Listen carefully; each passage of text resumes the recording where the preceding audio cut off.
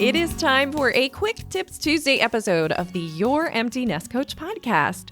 I am your host, Coach Christine, and this is episode number 66 of my podcast. If this is your first time listening, I invite you to check out my Friday episodes as well, where I provide bite-sized coaching assistance to guide you along your empty nest transition years. It is an amazing time of our lives, but it is easy to forget that through the bumps in the road in our journey. My hope is that you discover how amazing you are and find the excitement in your years ahead. A reminder that all of the Quick Tips team members and their contact information may be found on my website, youremptynestcoach.com. Look for the Quick Tips team button on the homepage. And if you have a quick tip to share with listeners of this podcast, I would love to share it with them. See this episode's show notes for a link to record your audio submission for this podcast. Happy recording, friend. Wait, Christine, but where are the show notes? Well, that might help you, huh? You'll find those in the description of this episode. On Apple Podcasts, click Details. On Spotify, click See More. On Overcast, press the I for Information button. Get the idea? Or, of course, visit my website for full show notes with links to everything we discuss in this episode and a full episode transcript. Those reside at youremptynestcoach.com/P for podcast and 66 for this number's episode. I can't wait to hear from you. Thanks. Thank you. It's time to thank our sponsor. This Quick Tips episode is sponsored by my community, the Green Popsicle Sticks. Ready to find the GPS of your life? Then sign up for my Thursday Thoughts About email, where you will gain immediate access to the GPS Life Principles document and will receive a link to join our community. And it's all free. See the link in this episode's show notes or head to my website, youremptynestcoach.com, and click the Thursday Thoughts About button to get started. See you there. In this episode, this is the first time you'll be hearing from our team member, Gretchen Hoffman. She's another team member who I met through Instagram. Can you tell yet that I like to hang out there? Hi, this is Gretchen Hoffman, also known as the Planner Freak. I am the mother of 2 amazing kids, and in a former life, I was a marketing exec in the travel industry. When Christine first asked me to be part of her Quick Tips team, I was honored, but at the same time, I was a little bit panicked. Where would I start? What would be my first tip? How would I go about compiling my tips? And I just said to myself, take a deep breath and sit down and think about it. So my quick tip for today is to clearly know exactly what you're trying to accomplish, write it down on paper, and then break everything down into baby steps. Remember, start at the beginning and break down your steps. The other advantage to this approach is once you have it laid out on paper, you can also see exactly which steps you may be missing, which ones you need to add, which ones you need to delete, or which ones you're going to need someone else's help on it. I hope this helps. Until next time, this is the Planner Freak. Thanks, Gretchen. If you are a regular listener of my podcast, you've already been introduced to the following 3 ladies, so I'm going to let them do their magic without interruption. If you'd like to be formally introduced to them, be sure to check out our earlier Quick Tips episodes. Hi there. I'm Carolyn Kaplan, also known as Admissions Mom, and I'm an independent college consultant. My quick tips today are about more mindful, meaningful college visits. Definitely sign in at the admissions office and go on the official tours and info sessions. Pro tip for you parents. Go with a different tour guide than your child. That way you can feel free to ask as many questions as you want without their feeling like they need to sink into the ground and disappear. And if your child has learning or mental health issues, be sure to visit student support and counseling services and ask questions. Then, I want you to get lost. Just wander aimlessly. But try to pay attention on what's going on around you and your child. Put your phones away for a few minutes and be mindful of your surroundings. See anything beautiful? Overhear any interesting conversations? Do the students look happy? Head to the dining halls and try the food. Your child might be eating there for the next 4 years after all. Wander over to the gym, the library, the student union, an academic building, or even the religious organizations if your child has a spiritual side. Can they picture themselves working out here, studying here, hanging out here, and making friends? Go to the bookstore and check out the gear. I like to add to my magnet collection, but maybe they'd prefer stickers or snow globes. Ask questions. Lots of questions. Don't be shy. Odds are they'll never see these people again, and college students remember what it was like to be in their shoes. Ask current students what they like to do on a Saturday afternoon or a Wednesday night, or what their favorite spot on campus or off campus is. Most of all, encourage your child to imagine how they'll fit in on the campus. Can they easily picture themselves here, happy and excited? They might need some space for this, so don't hesitate to wander away and give them time to absorb and learn more about what feels right for them. Good luck. Happy visiting. Next up is our traveling light expert, Catherine. When I carry my 28-litre day bag that weighs 11 pounds on my back, I've got everything I need. I have my capsule wardrobe, my toiletries in tiny jars and travel-sized containers. I've got 3 pairs of shoes, one of which I will be wearing, and other things like a rain poncho, a headlamp, tiny first aid kit, and lastly, my very important hair straighteners.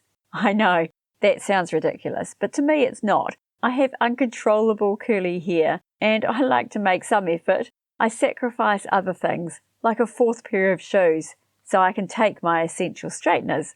When I simplify my packing, I simplify my life. I'm not carrying extra stuff, and I don't have much to focus on. Everything I need to survive and have fun with is on my back. I'm compact, comfortable, warm and safe with just the basics. So my tip for today is take what you need. As in, you need to take what you need. If you have a skincare regime that uses 5 products, take all 5 of them, but in little containers. If you have medicine, take enough for the time that you are away. I would never leave home without my asthma inhaler. If you feel cold, take extra layers. Just make them lighter versions, like a down-filled jacket rather than a bulky coat. And if the forecast is for rain, take a light raincoat, a rain poncho, or a travel umbrella. And if you're going out to nice restaurants, include something that you feel good in for going out. But instead of taking multiple outfits, mix and match tops with skirts and pants. Taking what you need in smaller or lighter amounts is absolutely key for travelling light. Happy light travels! Hi everyone, this is your scholarship mom, Monica Matthews, with another quick tip for you. My last tip introduced the SMART, S-M-A-R-T, method of applying for college scholarships and how you need to start right where you are, no matter how old or young your student is. Let's go into detail about each part of this method, starting with the S in SMART, which stands for Share Personal Details. Scholarship judges have a great desire to learn more about each applicant, and the essay is usually the only chance a student has to share personal details that are not included when filling out the boxes on each application. They want to know exactly why the student would be the best choice in representing their organization and their final choice for a winner. Students need to view the college scholarship essay as an opportunity to set themselves apart from the many other applicants. Their goal should be to prove to the judges that they are the very best choice and deserve to win the scholarship money. To do this, students can tell a story in their writing about how they have overcome personal obstacles in their lives, making sure to share specific details, including feelings, lessons learned, and life changes made. Every effort should be made into avoiding turning personal details into a sob story, however, as this could have a negative effect. Students need to write from their hearts in a mature fashion and use their personal stories to answer the college scholarship essay question completely, keeping it relevant to the prompt provided. Sharing personal details in the scholarship essay is something that each student trying to win money for college must do. And the bottom line is that students will win more scholarship awards by sharing personal details in their essays. Don't miss my next tip when I'll share the second part of the SMART applying method, the M, market yourself. Another great way of standing out from the crowd and getting noticed by the judges. Have a beautiful day. My empty nest friend, I have a special bonus guest for you today. Leah Carey has stopped by. Hi, I'm Leah Carey from the Good Girls Talk About Sex podcast.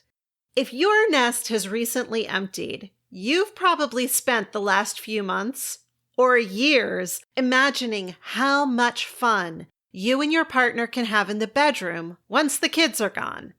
But now that your nest is actually empty, it's not unusual to discover that you spent so much time and focus on your kids that you forgot to keep up the intimacy of your relationship.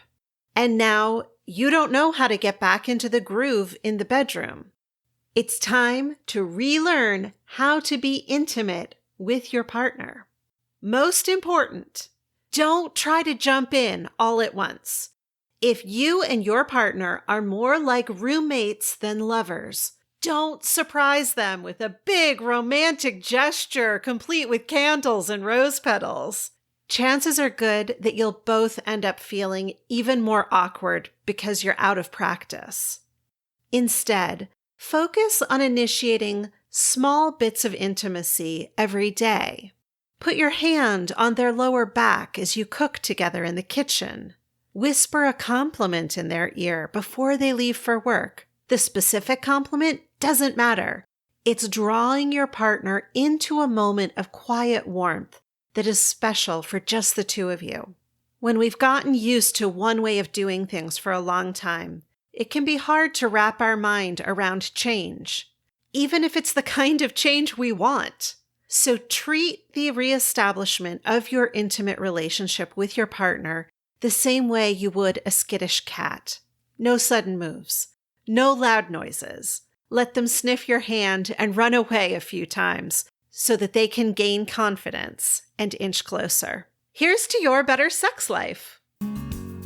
My amazing listener, if Leah has piqued your interest, be sure to check out her podcast because let me tell you, she has a whole lot more to share with you. Definitely. She will be back with another tip in the upcoming months. But in the meantime, find her on her podcast, Good Girls Talk About Sex. Thanks so much for stopping by, Leah. And from me today, I'd like you to consider discomfort. Recently, what have you done that you've chosen to do that's made you uncomfortable? Life has discomfort, whether you look for it or not. So why not choose discomfort as you work towards something you want? Discomfort on purpose has power. Try it. And I invite you to share it with us via audio for the podcast. My discomfort? Well, that's been saying yes to requests to be a guest on other people's shows. Audio is one step. Video, well, that's a whole nother level of discomfort for me. I know you're probably wondering, why is that even a problem for you, Christine? You're on Instagram all the time in video. I guess it's because I don't have the power to hit delete. Not that I do that often for my posts. I actually rarely do it, but having that ability there as an option kind of gives me an out. It's like an insurance policy, I guess. Knowing that that isn't there when I guest for others, that has the potential to drive me to complete inaction. But what's happening is I'm not being who I'm meant to be, and I'm not serving those who need me.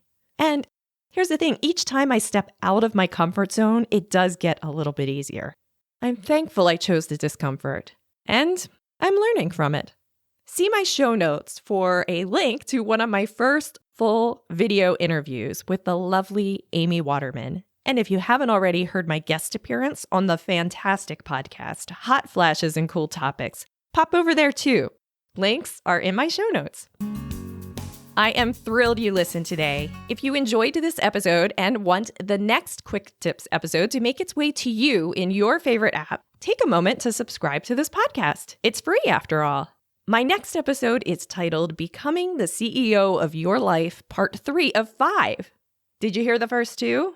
Are you curious? Well, I hope so. If you are subscribed to my podcast, you'll find it in your feed on Friday by 6 a.m. You can start that series right now by listening to episode 64 and 65. As always, I invite you to take a listen. Thanks. Thank you. A huge shout out to my GPS execs, the executive producers of my podcast. Visit my website or see my show notes for a link to learn how you may become a GPS exec, where you will gain bonus access to me and more. If you aren't driving and are able to do a screenshot of this episode and share it on social media to help others to find it, that would be super helpful to me and the team. Tag me at Empty Nest Coach so that I may thank you. Or if you can think of 1 or 5 other people who would enjoy this podcast, please don't keep it a secret. And before I go, please remember, you are amazing.